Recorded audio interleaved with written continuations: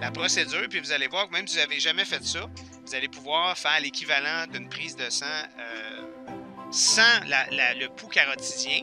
Puis théoriquement, c'est que l'aiguille doit être insérée juste à côté pour être capable de l'insérer dans la veine qui est ici. Donc, le principe est celui que si je remets ma petite image ici qui montre, je vais retourner l'image qui montre ça, ici comme ça. Fait que l'idée, je vais maintenant mettre à l'écran une aiguille en 3 dimensions. C'est qu'on prend notre aiguille au chevet, puis on veut vraiment, le vaisseau va être localisé où, puis ensuite on désinfecte la zone de façon... Fait que là, moi, je suis en train de m'orienter, puis regardez ici, vous voyez l'aiguille qui avance. C'est un objet qui est un peu scintillant, là. Ici, je vais diminuer un peu l'image. Votre aiguille, quand vous la placez, je vais aller chercher ici mon aiguille virtuelle. Fait qu'il faut toujours que l'aiguille, le bout de l'aiguille soit placé de façon à ce que l'aiguille soit à côté, mais bien vis-à-vis. Peu importe d'où elle vient, puis là, vous allez pouvoir la voir à l'écran. Puis si je mets ma sonde d'échographie par-dessus, comme ça, et que je scanne donc de haut en bas, bien c'est là que je vais voir le vaisseau de façon ronde. OK? Fait que mon vaisseau, là, il va apparaître, ma veine, elle apparaît, que je suis capable de mettre par-dessus ton cou.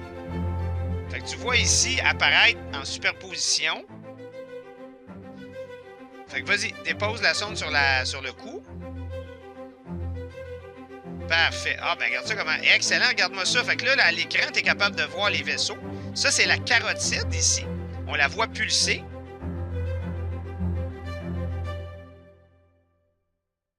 Cette sonde-là virtuelle. Et de la promener dans le cou.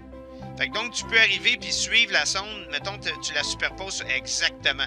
Alors, tu es capable donc de suivre tout ce que je te dis. Puis si, par exemple, puis là, je pourrais prendre ma grosse aiguille ici. Elle est un peu grosse, là.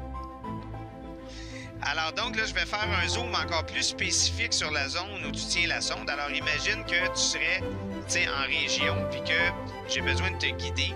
Mais là, je pourrais te dire, OK, prends ta vraie aiguille puis positionne-la exactement ici.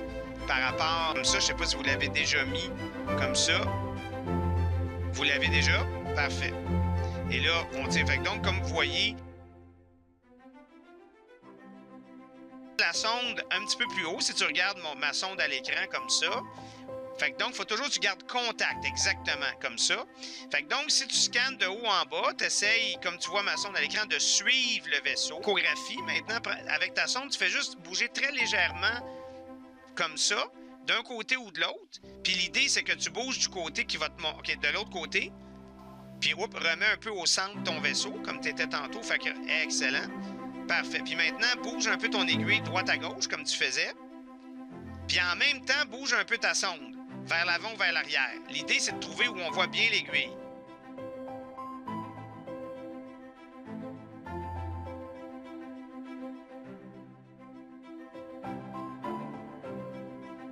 Continue, tu vois, là, t'es presque dedans. Continue, presque dedans. Et voilà, parfaite ponction.